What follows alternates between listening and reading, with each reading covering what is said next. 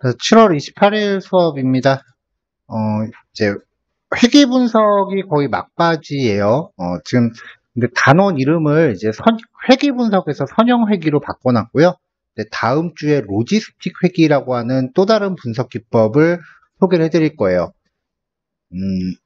이름은 회귀 분석이 붙긴 한데 용도는 좀 다르기 때문에 분리를 하는 게 나을 것 같아서 분리를 했고요.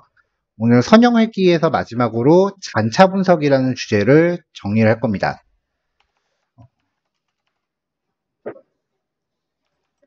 이제 잔차 분석이 뭔지부터 좀 보죠. 자, 잔차가 뭔지부터 얘기를 해볼까요? 자, 잔차는요, 실제 값, 음, 실제 관측값과 예측값의 사이예요. 예. 즉, 예측값에 대한 오차를 뜻해요. 그래서 잔차는 실제 관측값 빼기 예측값 이렇게 계산하시면 됩니다.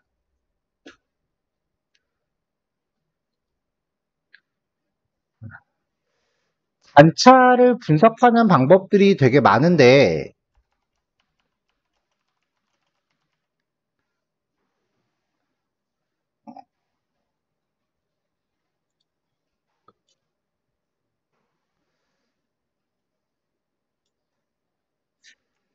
잔차 분석은요.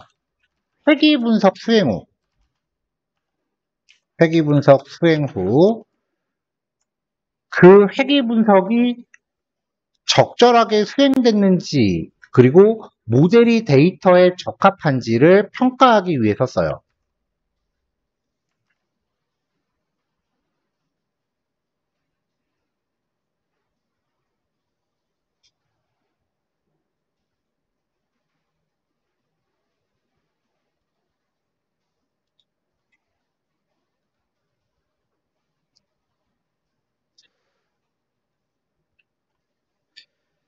자, 보통 잔차 분석에서 많이 수행하는 거는 이제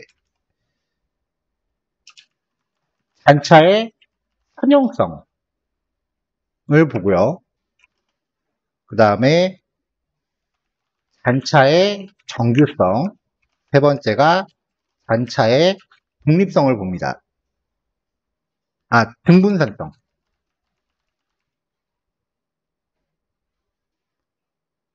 마지막으로 잔차의 독립성을 확인하는데 그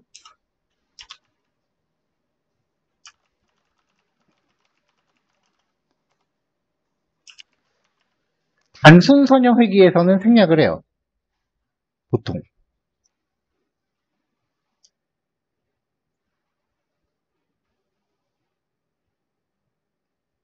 근데 뭐 어차피 출력되는 결과니까 이거는 그냥 다 같이 봅시다. 자, 그래서 일단은 그 단순 선형 회귀에서 잔차 분석을 어떻게 하는지를 먼저 볼 거라서 예전에 실습했었던 내용을 한번 재현을 할게요. 원래는 이제 단순 선형 회귀 예제 밑에다 이어서 할까 했다가 그럼 파일 양이 너무 길어지니까 새로 진행하는 걸로 할게요.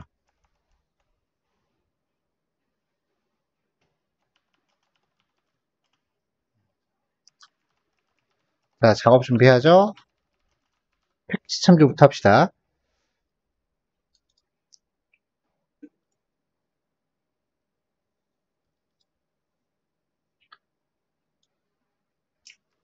자, 이전에 사용했었던 패키지들 그대로 가져올 거고요.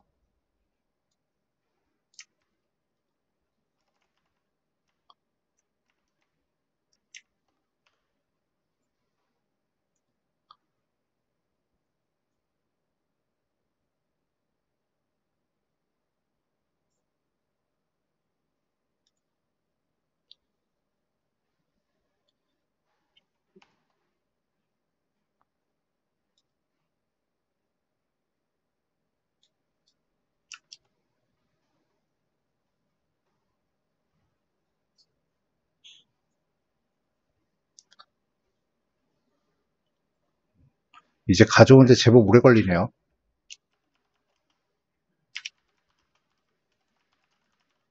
자, 데이터 가져올게요.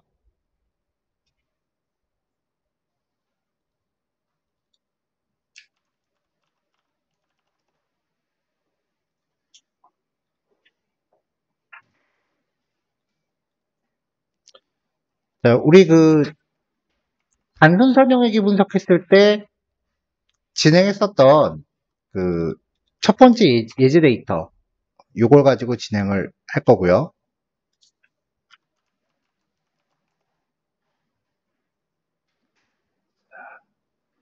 자, 여기서는 회계 분석까지를 작업 준비로 볼게요. 왜냐하면 회계 분석의 결과를 가지고 우리가 처리를 해야 되는 거기 때문에.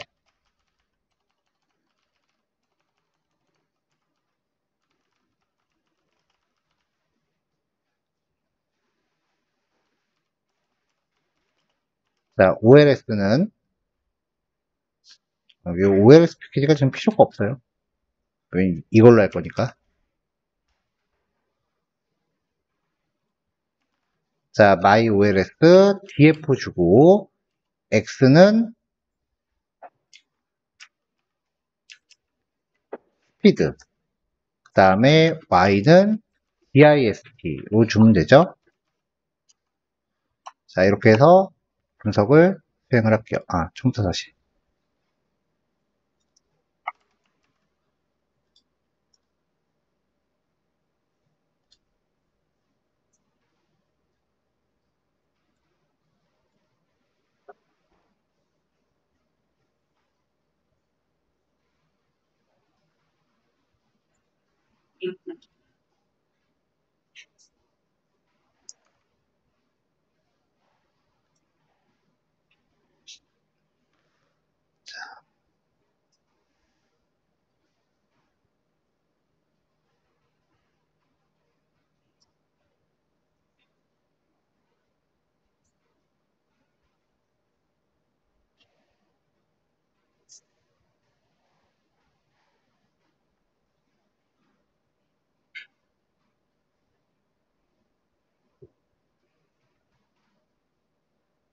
자, 분석 결과가 나왔으면은 이제 이걸 가지고 단차를 먼저 구해보죠.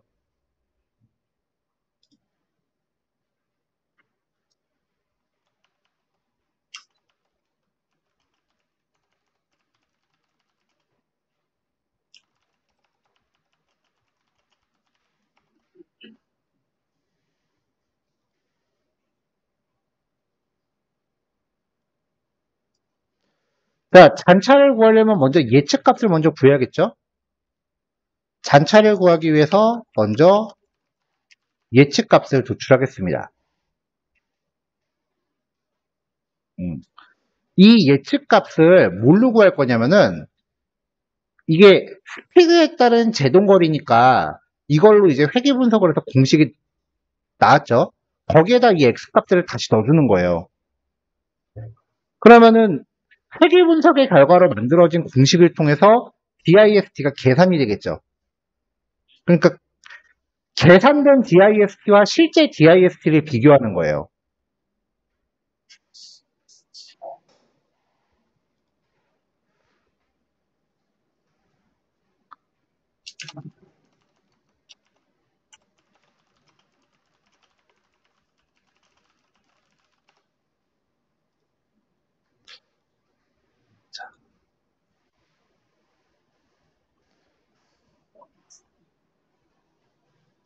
자, 그래서 OLS.fit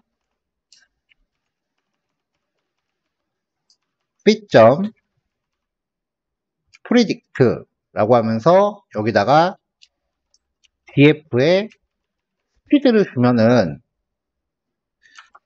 예측된 y값이 나오겠죠. 이렇게요.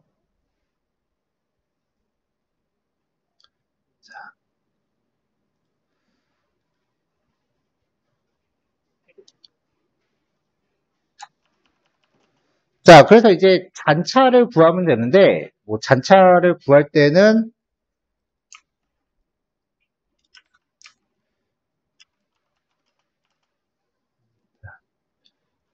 데이터 프레임의 dist에서 조금 전에 구한 이 y 값을 빼서 구해도 되고요. 이렇게 하면 이게 차이가 다 나올 거 아니에요? 이렇게 해서 구해도 되고, 이 결과를 그 원본 데이터 프레임에 다시 넣어주셔도 돼요. 그러니까 지금 여기서는 이렇게 y 값을 따로 변수를 담았는데,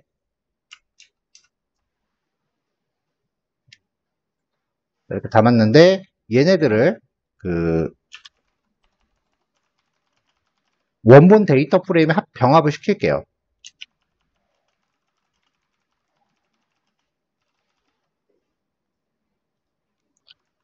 자, df의 예측값 때 y라고 넣어주고요. 그 다음에 df의 잔차에다가 계산된 값을 넣어서 df를 확인해 보면 이렇게 쭉 나오죠.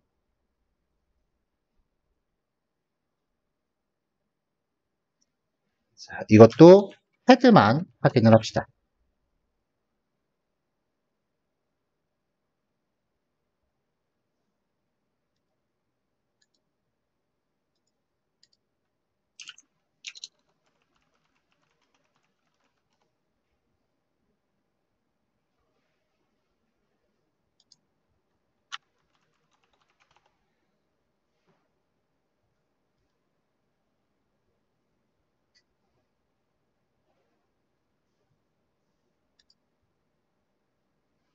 자, 그럼 이제 우리가 첫 번째로 봐야 되는 거는 이제 아까 적어놓은 순서대로 잔차의 선형성을 먼저 봐야 돼요.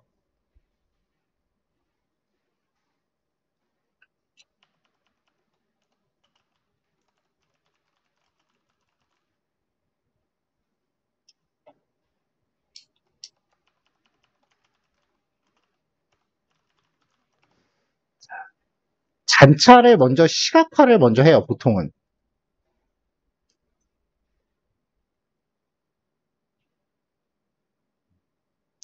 실제 예측치하고 그 다음에 계산된 이 잔차를 이제 삼점도로 그립니다.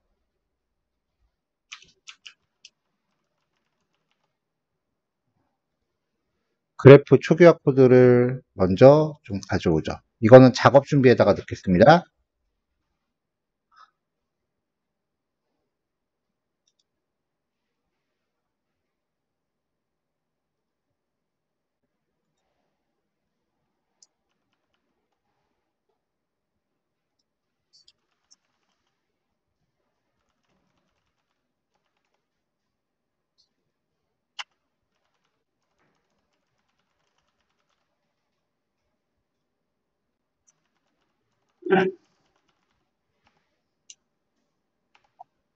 네, 그래프 초기화 수행했고요. 그 다음에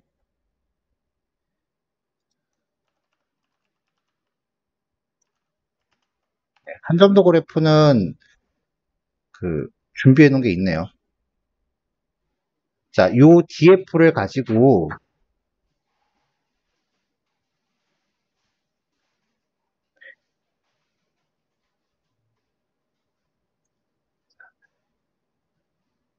x축에다가는 예측값을 놔요.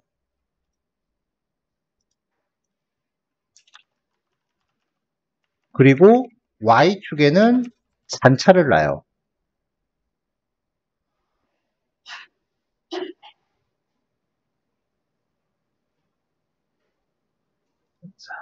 자, 일단은 이렇게 해서 그려볼게요.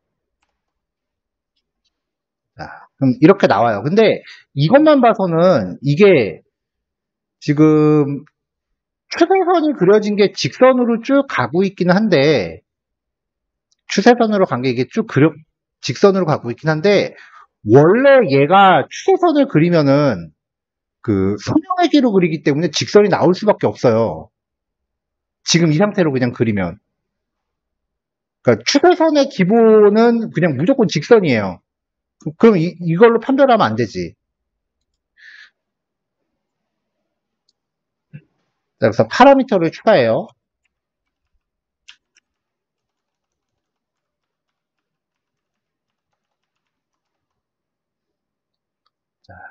자, 로우스 트루를 주면은요, 얘가 직선이 아니라 이렇게 좀 곡선 형태로 추세선을 그려줘요.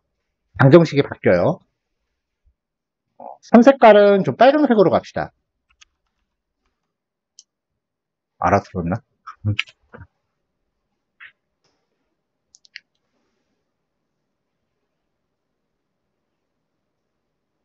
이렇게요. 근데 사실 이것도 조금 애매한 게 이게 어디까지를 이게 선형이라고 봐야 되는지가 기준이 좀 애매모호하기는 해요. 자, 여기에 비교를 하기 위해서요. 그냥 선을 하나 더 그릴게요. 지금 요 그래프 위에 직선을 하나 더 그리겠습니다.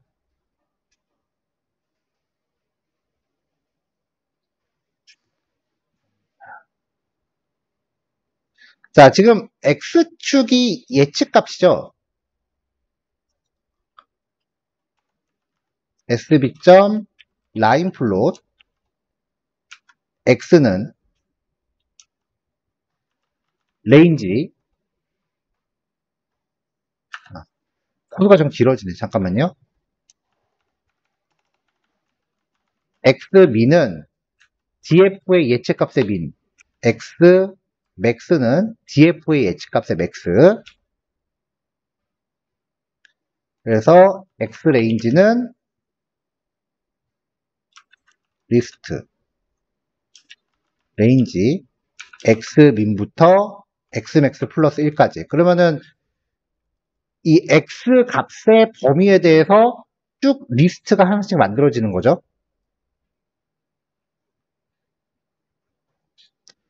근데 굳이 이렇게 할 필요 없고 어차피 직선이니까 점 두 개만 있어도 되겠다. X민 X맥스. 그 다음에 Y 레인지는 0,0. 그럼 Y 좌표는 움직이는 게 아닌 거죠. 그러니까 그 X축을 기준으로 Y축을 기준으로 X값만 바뀌는 직선을 하나 그린 거예요. 자, 이거를 라인 플롯 X는 X 레인지, Y는 Y 레인지 점선으로 그 위에 덧대봐요. 이렇게.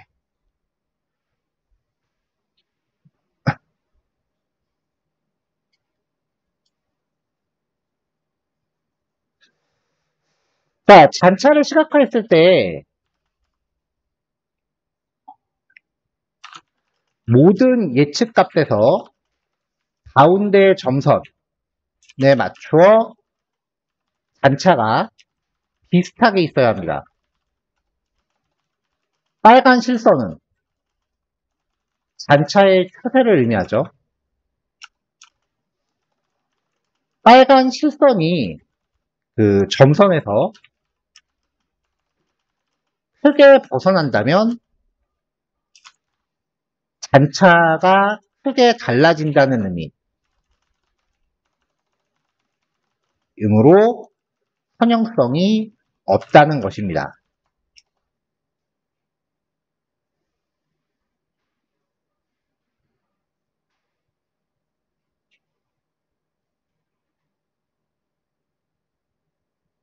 근데 사실 이게요, 그래프 설정을 30에 20 그래프를 엄청 크게 해서 놓고 보면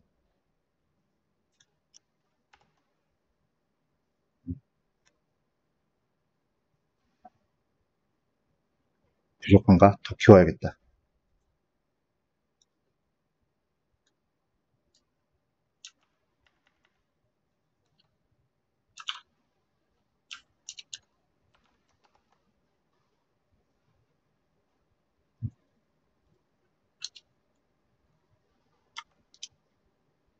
자, X로 엄청 늘리고 Y로는 높이를 10으로 했어요. 그리고 다시 그려볼게요.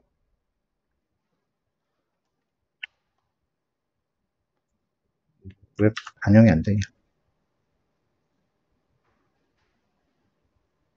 여기 이게 적혀 있구나.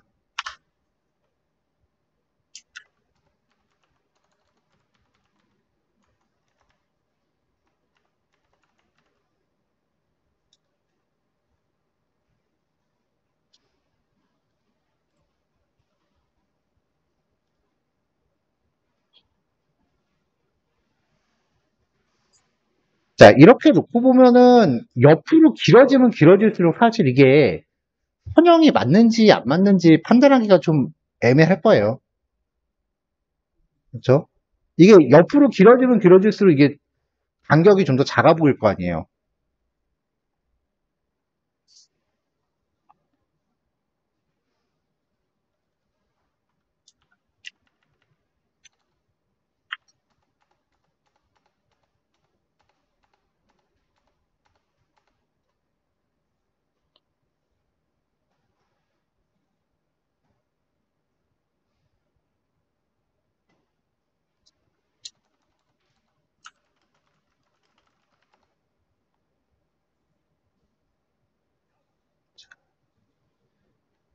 자, 그래서 이제 회귀 분석에서 이것까지 들먹이는 경우는 거의 못 보긴 했지만 그 LDLE 분석이라는 게 있어요. 이게 선형 여부를 판별하는 분석이에요.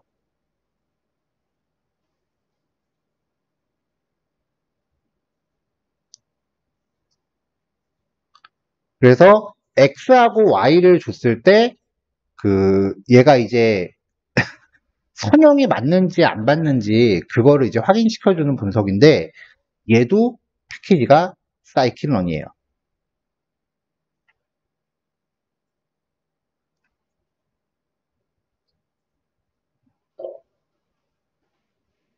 원래는 이제 차원 축소 방법으로 쓰이는데 얘를 쓰면 이제 그 선형 여부를 알 수 있게 돼요.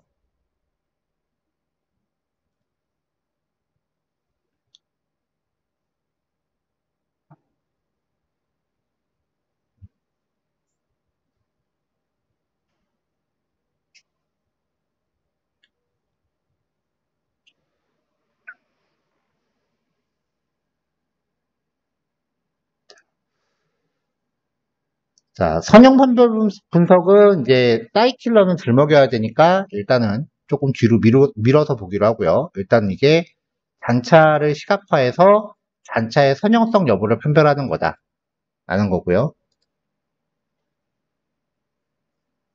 그 다음에 단차의 정규성. 다 함께 개요를 열고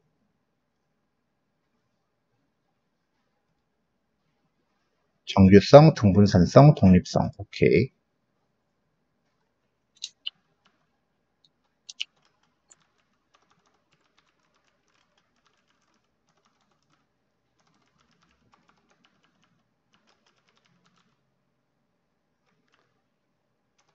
자, 단차의 정규성은 그 단차가 정규 분포를 따르는지를 보는 겁니다.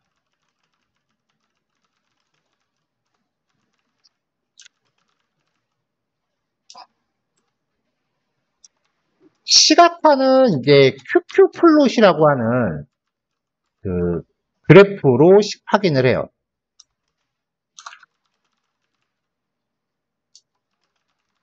단차가 정규 분포를 따르면 그 QQ 플롯에서 여기도 이제 직선을 긋고 점을 찍는데 점들이 점선을 따라 배치됩니다.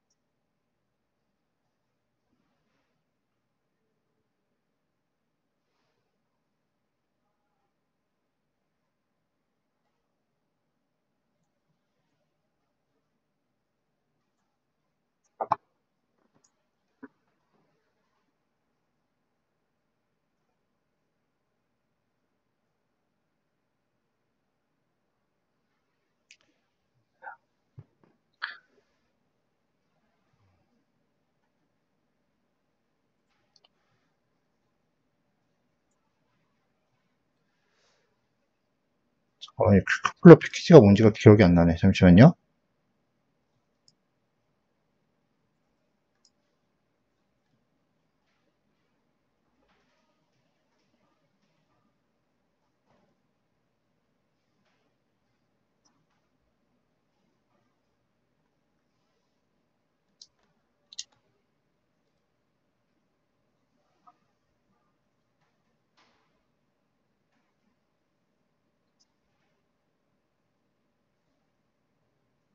음. 그 잔차를 확인하기 위해서는 이제 Z스코어라고 하는 것을 구해야 돼요. 이 예측 값을 활용해서 Z스코어라는 값을 구해야 됩니다.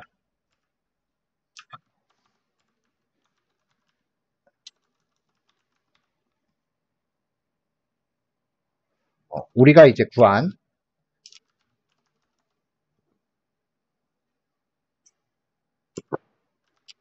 구해놓은 그 예측 값을 활용하여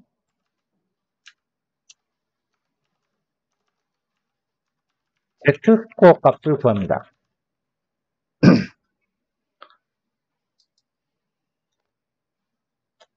파이썬으로 이거 구하는 거는 뭐 크게 그렇게 어려운 건 아니기 때문에 일단은 패키지부터 가져오고 바로 가죠. 그러니까 패키지 참조했던 게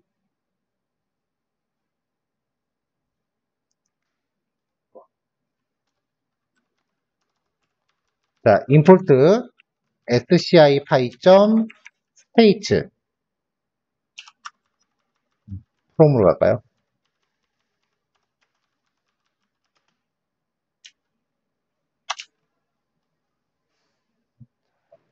자, 얘 우리 엄청 자주 쓰죠.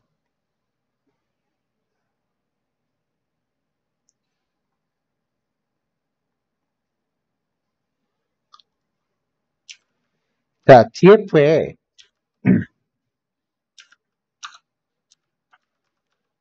z스코어라는 값. 공식으로는 이렇게 나와요. 잔차에서 잔차 평균을 뺀 걸 다시 잔차의 표준 표차로 나누면 된다. 이렇게 공식적으로 있는데 이러지 말자고 우리. 아까 z스코어 함수 임포트 해왔죠? z스코어 함수한테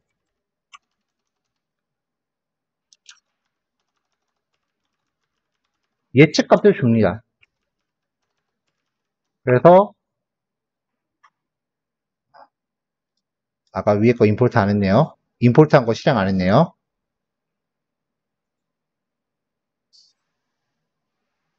응? 스테이츠점 z스코어. 네, 그럼 z스코어라는 값이 구해져요. 아까 잠깐 회색으로 나왔던 그 공식을 쭈르륵 계산을 한 거예요.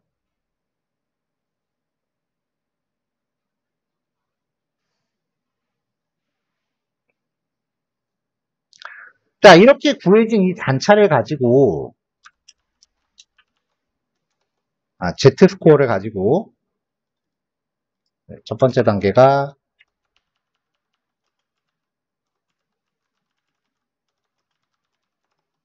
이 Z스코어를 가지고 이제,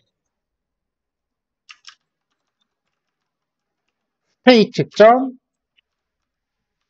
프로플롯이라고 하는 애한테, df의 Z스코어. 이거 꼭 데이터 프레임에 안 담고, 그냥 변수로 만든 다음에 여기다 변수 넣으셔도 돼요.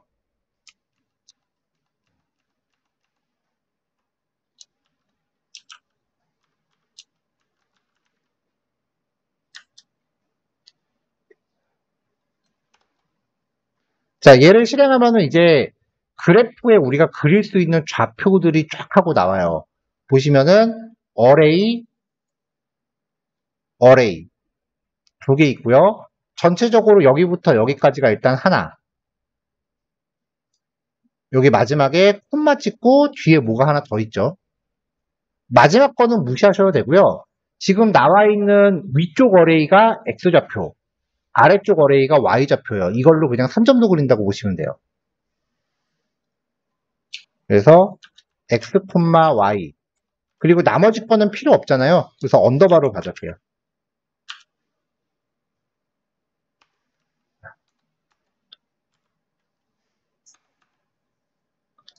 자, 이걸 가지고 sb.scatter plot x, y.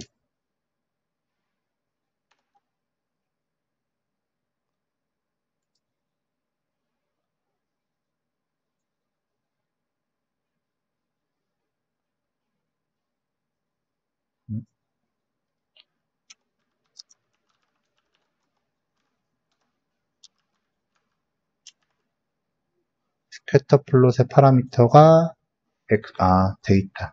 x는 x, y는 y. 딱히 파라미터를 안 주면 첫 번째 파라미터를 데이터 프레임으로 인식해서 그래요. 자, 이렇게 나왔죠? 자, 이거를 이제 얘가 이제 직선이 맞는지 안 맞는지를 알아봐야 되는데,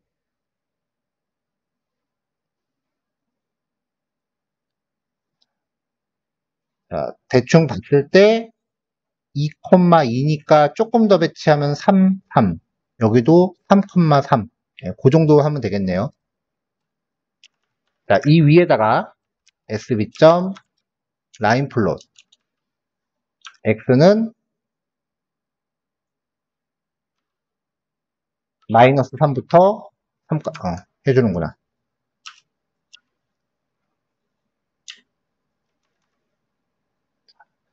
얘도 점선으로 그릴게요. 아까 점선 코드가 라인 스타일,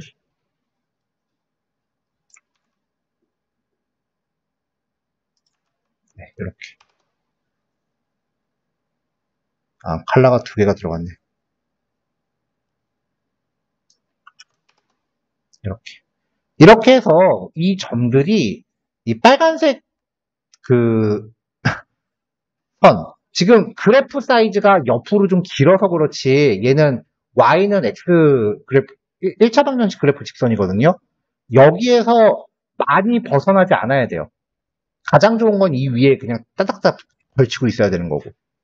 여기서 많이 벗어나면은 잔차가 정규 분포를 따르지 않는다라고 이야기를 해요. 근데 이것도 어느 정도 벗어나는 것까지 봐줘야 되는지 애매모호하죠. 네. 그래서 이 잔차 분석 같은 경우, 잔차의 정규성 같은 경우는 샤피로 검정이라는 걸 사용하면은 수치적으로 알아낼 수 있어요. 그건 또 조금 이따 보기로 하고요.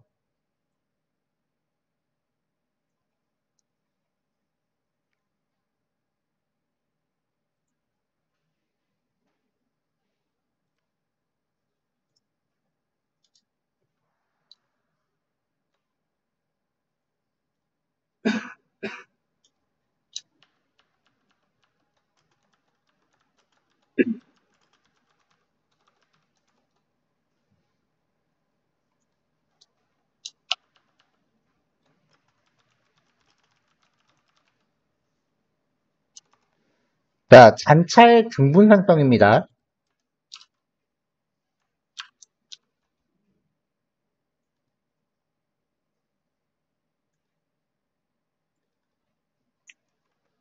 자, 얘는 이제 회귀 모형을 통해서 예측된 값이 어떻던지 간에 예측된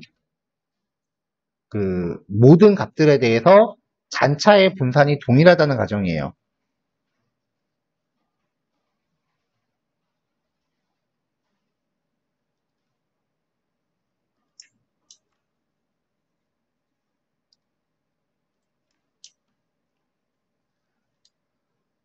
자, 일단 시간이 좀 됐으니까 여기까지만 하고서 등분산성은 2교시 때 보는 걸로 하죠. 그 등분산성 같은 경우도 이것도 시각화 자료가 나오는데 등분산성은 우리가 전에 검정하는 함수를 만들어 놨죠. 그래서 등분산성은 조금 쉽게 끝날 거고 다음에 제일 쉬운 거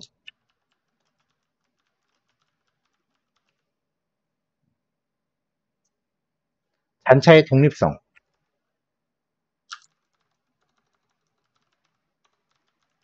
회귀 분석 결과표에 표시되는 결과표 하단에 그 루빈 왓슨이라는 값이 있어요. 예, 이 값을 확인하시면 돼요.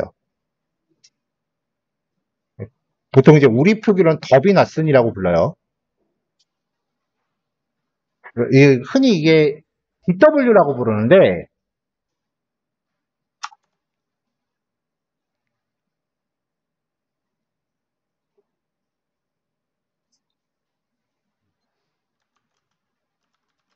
치하고 해석.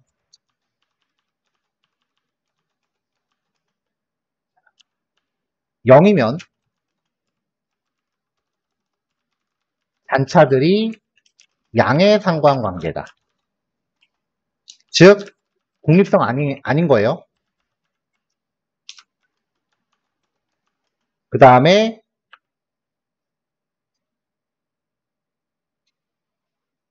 이면은 단차들이 독립이라고 해석해요. 그 다음에 아면은 단차들이 음의 상관관계를 갖는다라고 해석을 해요.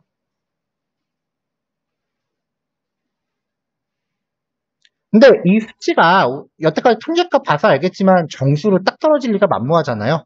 그래서 독립성을 단차가 독립됐다라고 판정하는 기준은요. 일반적으로 이거 밑에 따로 씁시다. 일반적으로 그 DW 값이 1.5에서 2.5 사이 이 정도 범위에 있으면 독립으로 판정을 하는 게 보통이에요.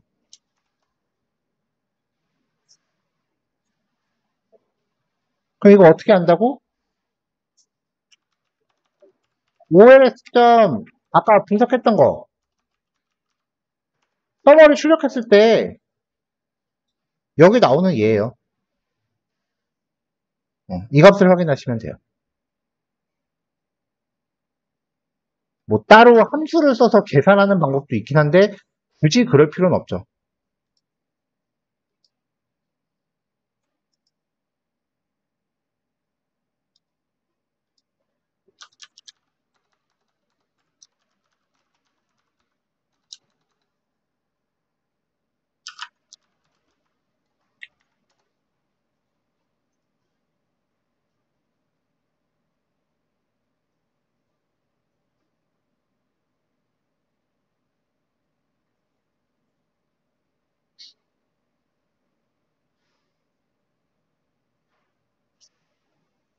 자, 일단은 여기서 일단은 마무리 잠깐 끊었다가요.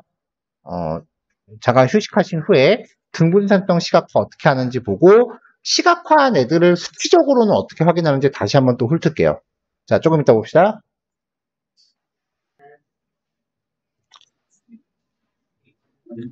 자, 잔차를 이제 등분산성을 충족하는지 그래프를 볼 건데요. X축에 예측값을 놓고요.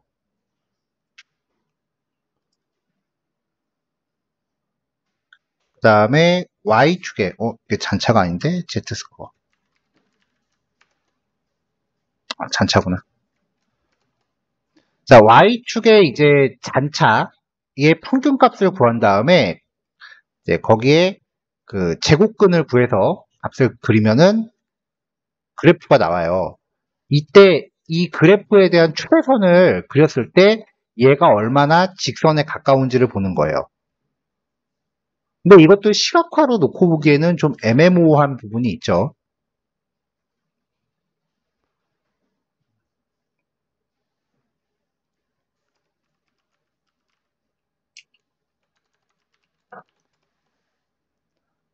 자, 그래서 보통은 이제 이렇게 시각화를 해놓고 그 설명을 붙이는데, 얘네들은 이제 설명을 하는데 필요한 뭔가 그림 같은 게 필요할 거 아니에요. 마지막에 독립성은 요거 하나 보면 되니까, 뭐, 별다르게 시각화 자료가 안 들어간다 하더라도, 지금 등분산성을 표시하기 위한 그래프 하나, 그 다음에 QQ플롯 그래프 하나, 이렇게 그래프가 두 개 들어갔죠.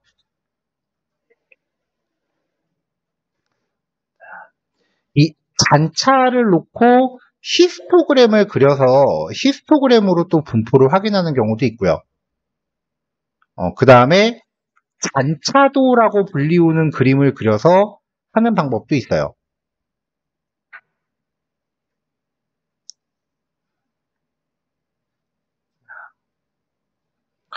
자, 다시 한번 이제 처음부터 쭉 보면서 훑어봅시다.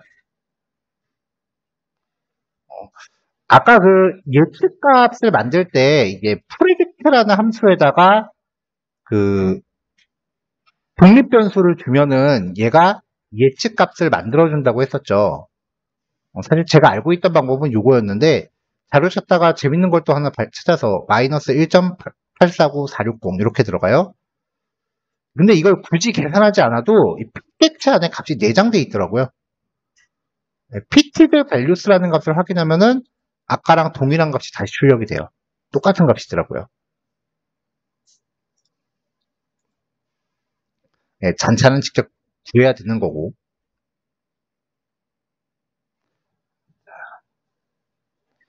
자, 잔차를 시각화하기 위해서 일단 그 선형성 판별을 위해서 요 그래프를 하나 그렸고요. 그 다음에 정규성 판정을 위해서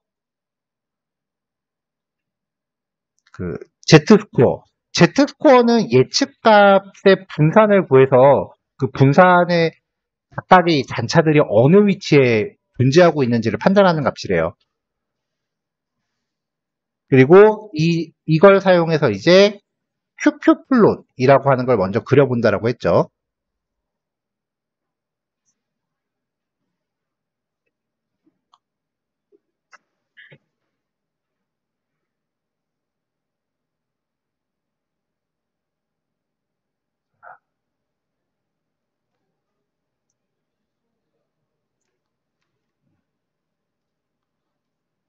코드를 하나 더 추가합시다.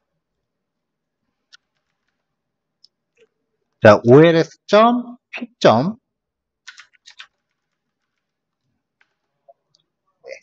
MSE 그 RESID라고 하는 값을 출력을 하면은 그 MSE라고 하는 값이 나오거든요. 얘는 머신러닝에서 좀 더 자세하게 설명을 할게요. 이게 평균 재고부차라고 하는 값인데 지금 얘기하기에는 좀 개념을 너무 깊게 들어가는 것 같고 일단은 이 값을 써서 그래프를 하나 더 그려볼 거예요. 그러면은 이제 이 큐큐플롯보다 좀 더 디테일하게 알아낼 수가 있는데 그걸 그리기 위해서 일단 그 그래프 코드가 살짝 복잡해요. 자, 반복을 돌리겠습니다. I, V, C라고 할까요? 왜냐면 이건 이제 세 가지 색상으로 표현을 할 거예요. 레드, 그린, 그 다음에 블랙. 이렇게 세 가지 리스트를 가지고 반복을 돌면은 이제 C 값에 레드, 그린, 블랙이 저장되겠죠?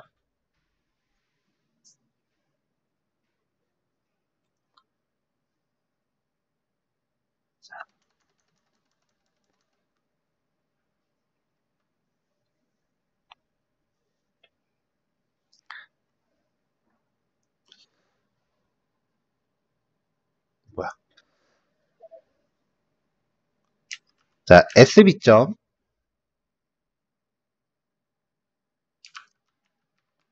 라인 플롯.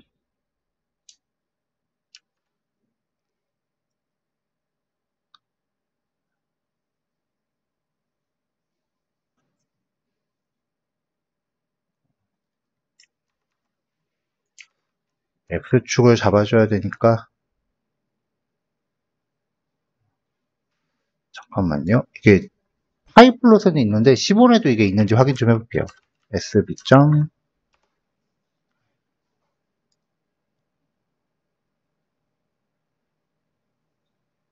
그냥 파이플롯으로 가야겠다.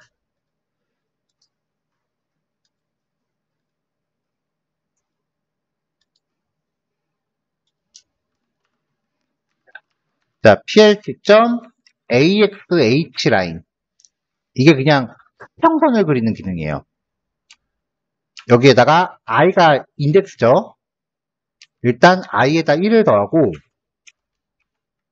그럼 1이죠? 1. 거기에다가 아까 구했던 요 값을 곱해요.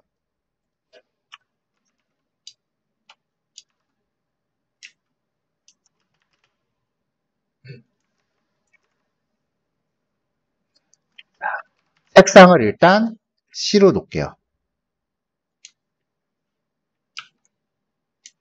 하나 더 그려요. 이번에는 i 플러스 1에 마이너스를 취해요.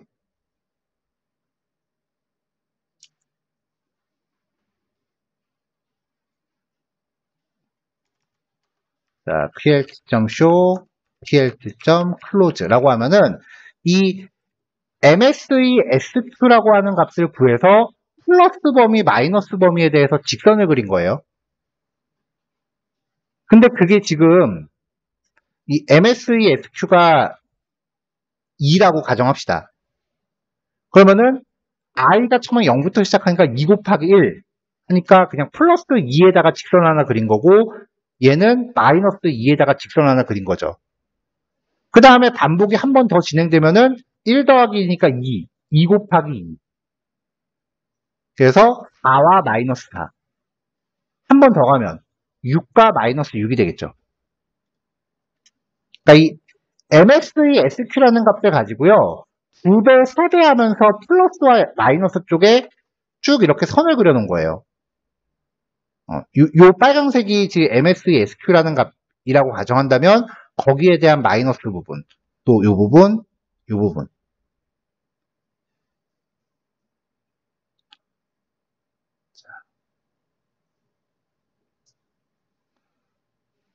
자, 이 MSE RESID라는 값이 그 MSE 값의 루트를 씌운 거라고 하네요. 그래서 여기다가 텍스트를 같이 넣어놓을게요.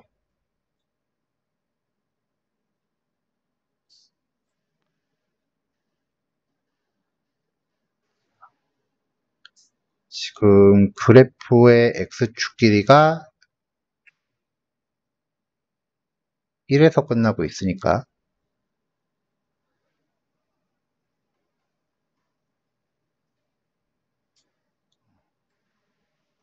자, 일단은 요 직선을 어떻게 쓸 거냐면은 이 직선을 그리기 전에 SB. 아까 그 잔차에 대한 흥점도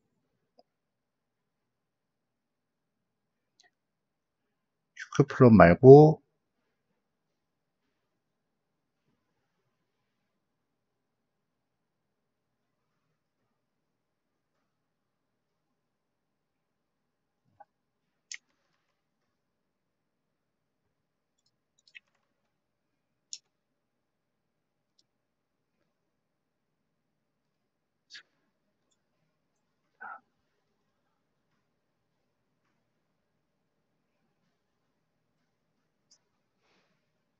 자, 여기다가 얘는 데이터 tf로 주고 x축에는 예측 값을 줘요. y축에는 실제 값을, 아까 데이터 프레임 필드 이름 예측 값, 그 다음에 실제 값은 dist였죠? dist.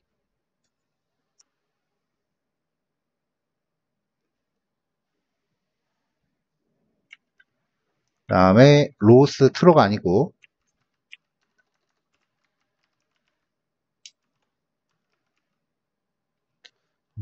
일단은 기본으로만 먼저 한번 가봅시다.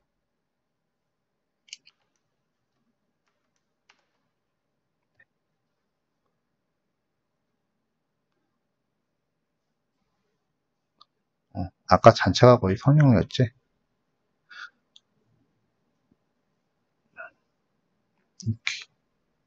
아, 근데 이건 예제 데이터라서 그런지 너무 심했다. 뭐야.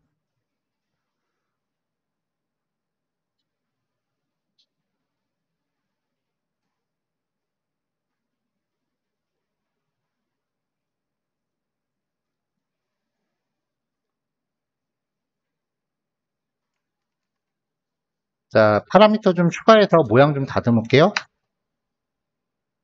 네.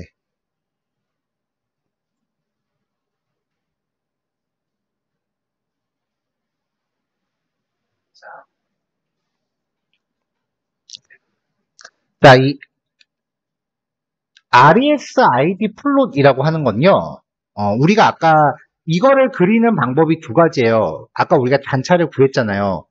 단차를 가지고 직접 그리는 방법이 있고요. 이 RESID 플롯은 그 X축에 예측값을 주고 Y축에 실제값을 주면은 지가 알아서 단차를 그려서 판점도를 그려요. 이걸 단차 그래프라고 불러요. 그러니까 우리가 직접 잔차를 계산해서 산점도를 그리는 방법이 첫 번째고, 얘는 지가 자동으로 잔차를 구해서 그려주는 애예요. 그래서 예측값과 실제값 간의 잔차를 구해서 표시해주는 그래프예요. 그래서 얘를 잔차도라고 해요. 잔차 그래프, 잔차도 그렇게 표현을 해요. 그럼 이제 이것만 놓고 보면은 이렇게 잔차가 이렇게 쭉 표현이 되는데, 여기에다가 지금 그 MSE, SEQ 값을 기반으로 하는 선을 그려놨더니 주어진 사이즈 안에서 지금 직선이 그려지느라고 Y축이 범위가 확 커져서 점들이 가운데 몰린 거거든요.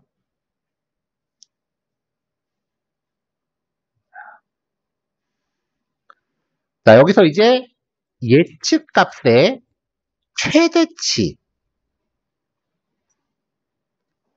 이 그래프의 그 범위를 좀 알아낼게요.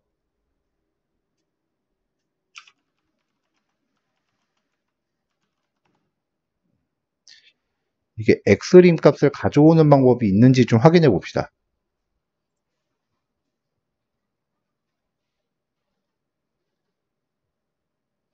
있구나.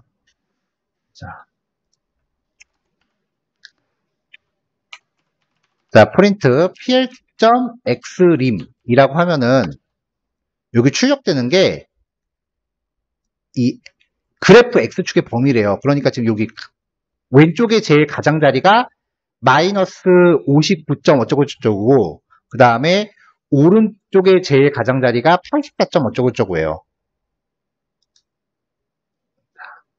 자, 이걸 구한 이유가 X민하고 Xmax인 거겠죠? 현재 표시되는 그래프의 X축 범위를 가져왔어요. 자, 이거는 지금 처음 소개하는 기능인데요. 파이플롯에 pl. 텍스트라는 함수가 있어요. 여기에다가 텍스트 주고요. X는 Xmax를 줄게요.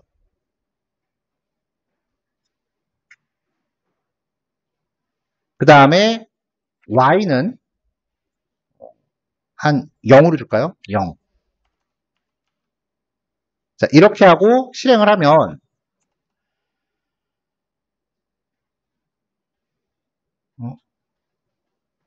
얘가 X좌표가 왜 안 먹을까?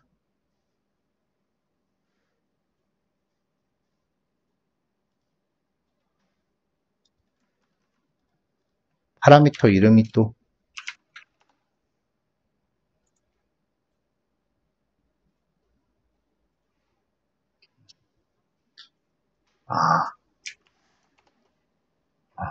파라미터 순서가 X가 제일 먼저래요. 근데 제가 앞에다 텍스트를 써서 일어난 거예요. 자, S가 내용이고요. X축, Y축 좌표를 잡아주면은 그 위치에 텍스트를 뿌려줘요. 근데 저번에 한번 얘기했잖아요. 파이플롯으로 그래프 그리면 데이터만 딱 던져주면은 지가 알아서 이렇게 점들을 다 찍어주는데 텍스트만큼은 이렇게 X좌표, Y좌표 잡아서 우리가 일일이 다 찍어줘야 돼요. 자, X축 값에 1.1 정도 곱해볼까요? 너무 멀리 갔구나. 조금 떨어뜨려 놓으면 좋겠으니까 한 5 정도 띄웁시다. 이것도 맞네요. 이 정도면 됐네.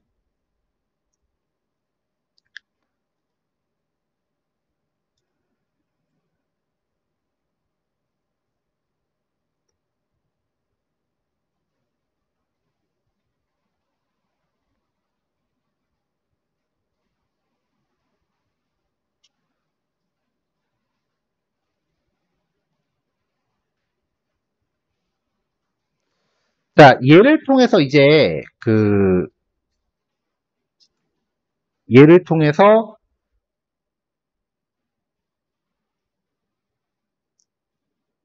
다시 한번 반복을 돌릴게요. 요 선 그리기에 썼던 대로 반복을 다시 한번 그릴게요. 자, 이때 Y축의 좌표를 X축은 여기 오른쪽에 나오게끔 하고 Y축의 좌표를 계산된 이 값으로 써서 Y축에다가 내용을 주겠습니다. 그냥 제목 적으려고 하는 거예요. 그냥 기교 부리는 거니까. 네. 그러면 요 선 위치에 이렇게 쭉 들어가겠죠?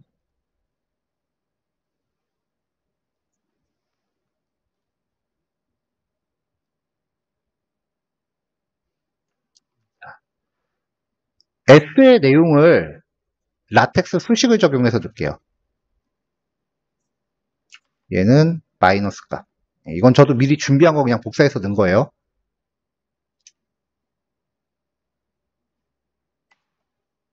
이렇게요.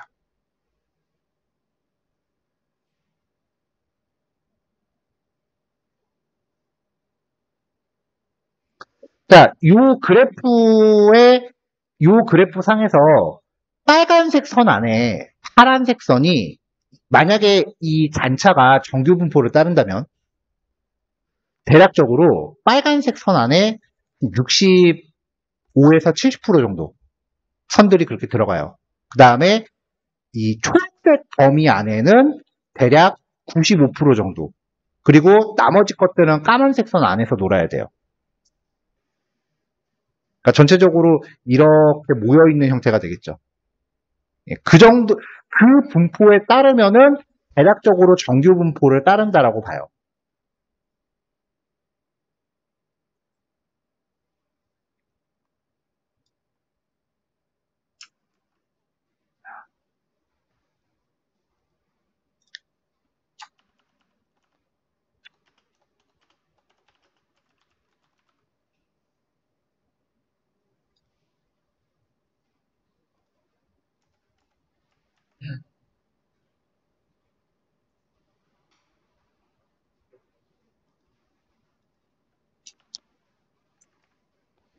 자, 단차가 정규 분포를 따른다면 대략적으로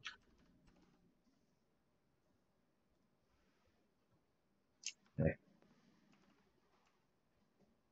안 들어가네. 아까 수식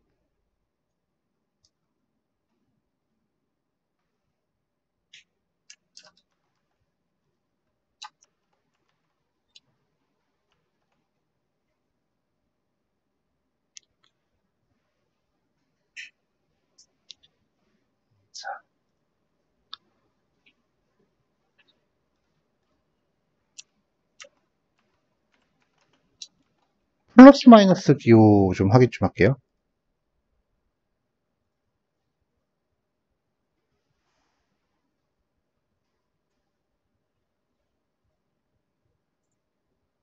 아, PM. 자, PM. 범위 안에 잔차의 65에서 70. 대충 중간 잡으면 68% 되겠죠? 68%.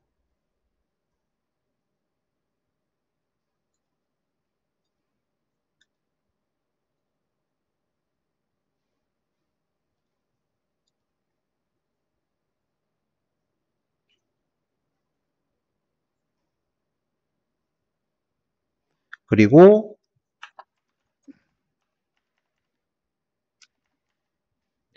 여기에 얘네를 두 배 한 값 안에는 단차의 대부분 95% 정도, 그 다음에 3배 한 수치에는 99% 정도의 잔차가 포함된다.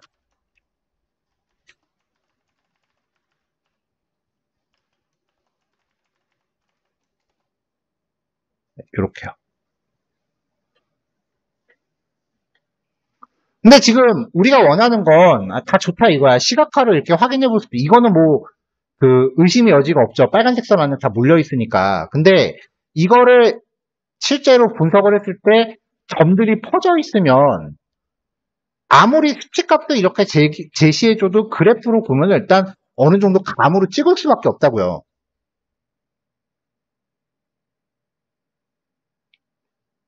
그래서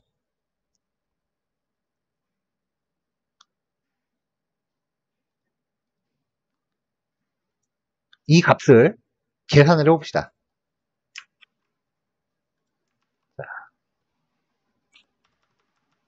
자, 변수 안 겹치게 얘를 R이라고 잡아놓고요.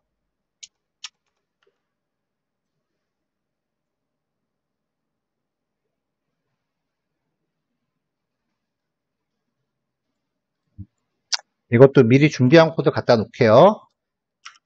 이 MSV RSID 요 값을 가지고 이 범위 안에 요 값들이 각각의 범위 안에 2배 했을 때, 3배 했을 때에 대한 백분율을 구하는 거예요. 자, 마이너스 2, and 2, 마이너스 3, and 3보다 작을 때 얘네들의 이 범위에 해당하는 데이터의 개수를 카운트해서 전체 개수로 나눈 다음에 100 곱하면 백분율 되잖아요.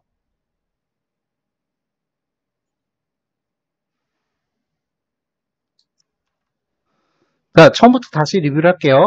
아까 봤었던 거에 이제 검정 하나가 추가됐어요. 자, 작업 준비하는 과정에서, 네, 요 패키지, 일시정돼 있어? 오케이. 자, 요 패키지가 하나 추가가 됐어요. LGB라고 하는 패키지, 요건 안 쓰네. 자, 그래프 일단 초기화했고, 데이터 가져왔고, 일단은 회귀 분석 수행을 했습니다. 요 서머리는 여기서 출력하지 말죠. 어차피 이따 밑에서 출력을 하니까. 자, 잔차를 구하는 방법. 먼저 예측 값을,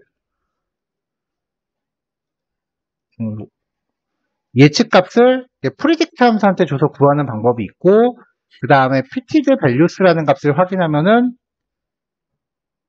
따로 계산 안 하고 바로 확인할 수 있다 그랬죠? 요거 하나랑, 그 다음에 잔차 구하는 거, 직접 계산, 실제 종속 변수에서 내가 예측한 값을 빼면은 그 차이가 나오잖아요?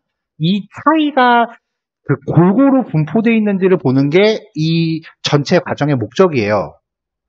자, 이렇게 계산해서 구해도 되고요. 추가 내용. 이것도 내장되어 있어요. RESID라는 값이 똑같이 잔차 값이에요. 3.849460, 3.849460 같죠? 그러니까 예측치하고 그 다음에 잔차 값은 직접 계산해도 되고 내장되어 있는 값 갖다 쓰셔도 되고요. 자, 이걸 가지고 이제 검정을 하는데 마지막 하나 OLS.P.model.EXOG 얘가 이제 독립변수 분석 결과가 내장하고 있는 독립변수 데이터셋이에요. names라고 하면은 이제 독립변수의 이름들이 출력이 되는 거고요. 이거 우리가 전에 VIF 값 계산할 때 사용을 했었어요.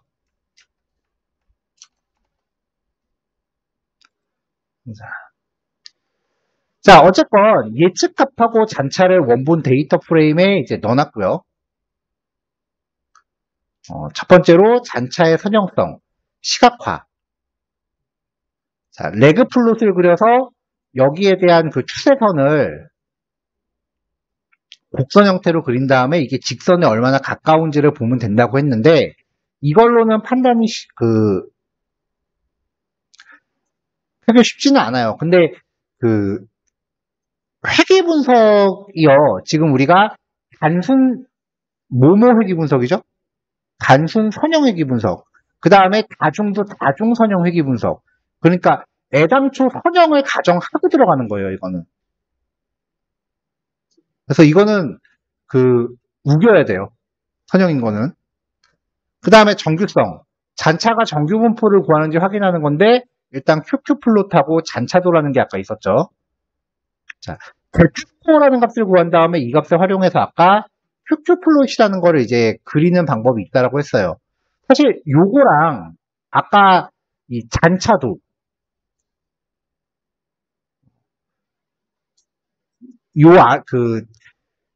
MSE라고 하는 값을 구해서 그 안에 들어가는 비율적으로 봤을 때, 어쨌건 까만 선을 벗어나는 게 있으면 안 되고, 거의 대다수가 빨간 선 안에 분포돼 있어야 되는 건데, 여기까지 봐서는 사실 별로 의심을 안 했는데요.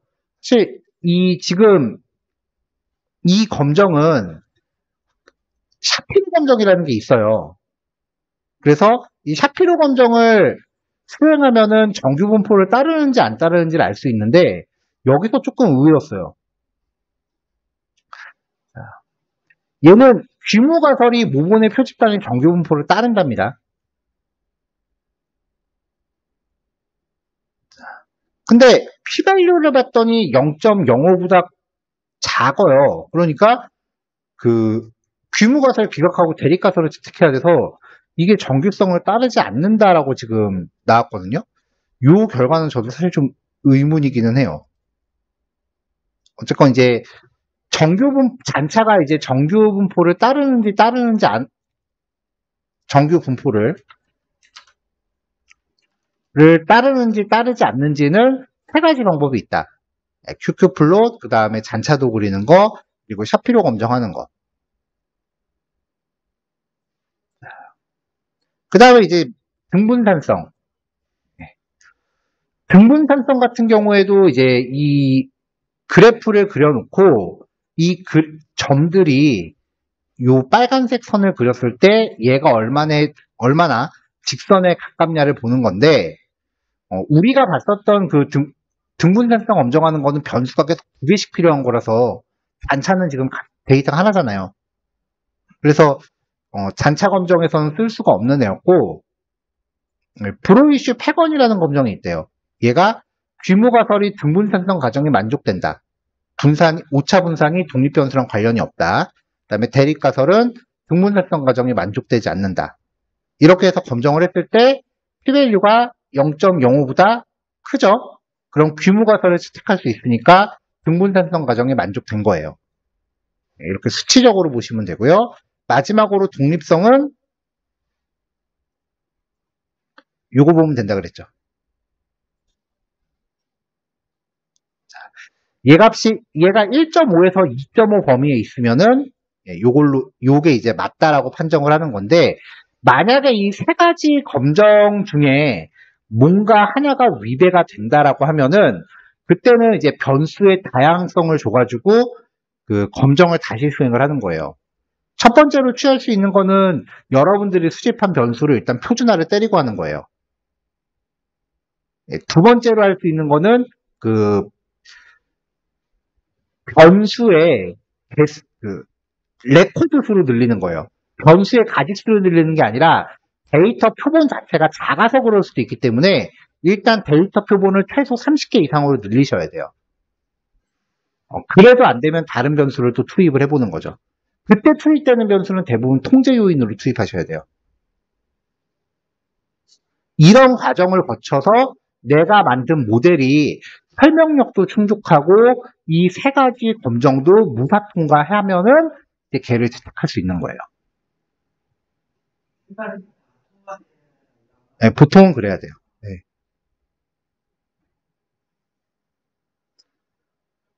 근데 솔직히 말하면 저는 졸업과제 할 때 수치값 제시 하나도 안 하고요. 그냥 그래프 주고 만족한다라고 써버렸습니다.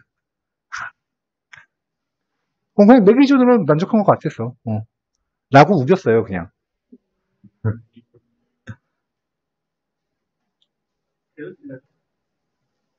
검사하는 사람이 누구냐에 따라 다르지 않을까? 자, 여기까지예요. 자, 짧게 한 가지만 더 얘기할게요.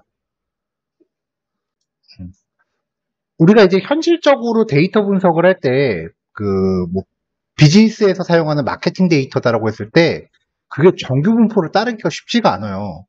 예를 들면은, 상품에 대한 매출액을 갖고서 분석을 한다고 치자고요. 근데 어떤 상품 하나가 대박이 난 거야. 그럼 그건 100% 정규 분포 못 따르거든요. 그래서, 그에 대해서 그 두 가지 논문을 찾아서, 확인을 해봤더니, 이 웨스트라고 하는 사람이 1995년에 발표한 걸로 보면은 다변량 분석에서 외도라는 값과 첨도라는 값을 측정을 해서 얘가 3보다 작고 첨도가 8보다 작으면 정규 분포 따른다라고 보면 된대요, 그냥. 근데 이거를 이제 후속 연구를 해서 우리나라 사람이 이제 2003년도에 발표한 기준에 따르면은 외도가 2보다 작고 첨도가 4보다 작으면은 정규 분포 따른다고 봐도 된대요. 그러니까 회계 분석 끝나고 나서 그 잔차 가지고 하는 게 아니라 탐색적 데이터 분석 과정에서 그냥 모든 변수에 대해서 외도랑 첨도라는 값을 측정하면 된대. 이거 측정 쉬워요. 각각 패키지 두 개 가져와서 지금 여기서는 변수가 스피드 하나밖에 없으니까 함수 호출하면 돼요.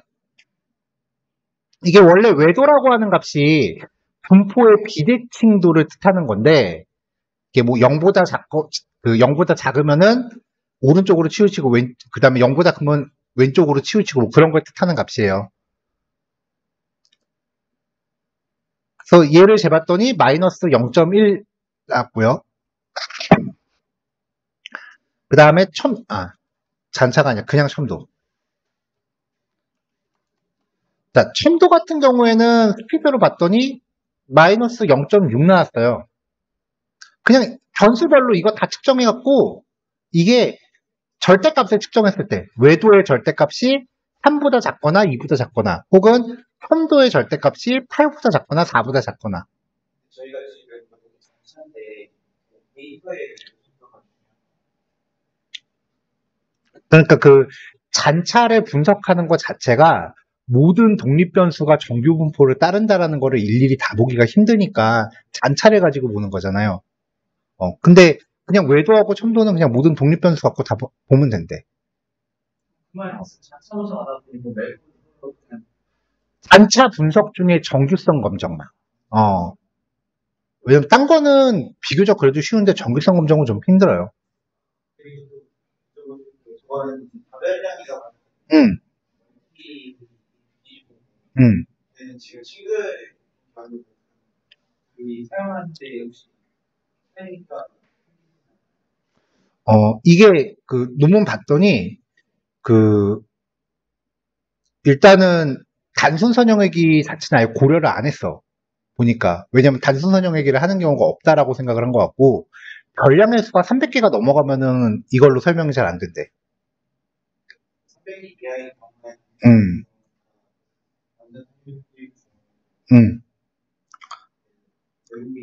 음. 그래서 이거를 활용하면은 일단은 그 기술 통계할 때 그 표 있잖아요. 기술 통계 표 옆에다가 각각의 요인별로 외도하고 첨도값을 다 기록을 해놓고 그리고 그 홍머시갱이에 의하면 괄호 열고 2023 외도의 절대값이 2보다 작고 첨도의 절대값이 4보다 작은 경우 정규 분포를 따른다고 볼 수 있다고 한다. 그러니까 이 데이터는 정규 분포를 따른다고 가정하고 진행할 수 있다라고 한마디 언급해 주면 돼요. 지금 밑에 나와 있는 영어는 해당 논문 출처니까 그냥 관심이 있으신 분들은 찾아보시고요.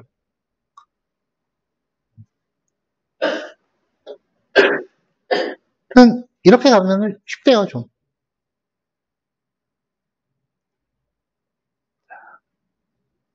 중요한 거는 이 값을 그대로 쓰는 게 아니라 이 값의 절대값을 구해야 된다는 거예요. 자, 그럼 둘 다 한참 1보다 작으니까 그냥 정비분포 따릅니다라고 얘기하고 가면 되는 거죠.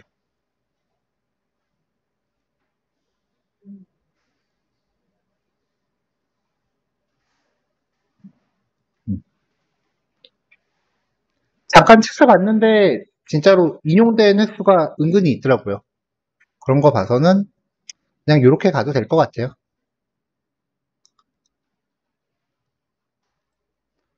그러니까 이게 정확한 이론을 적용하자는 게 아니라 현실성을 반영해서 하자라는 그런 취지인 것 같아요. 제 생각에.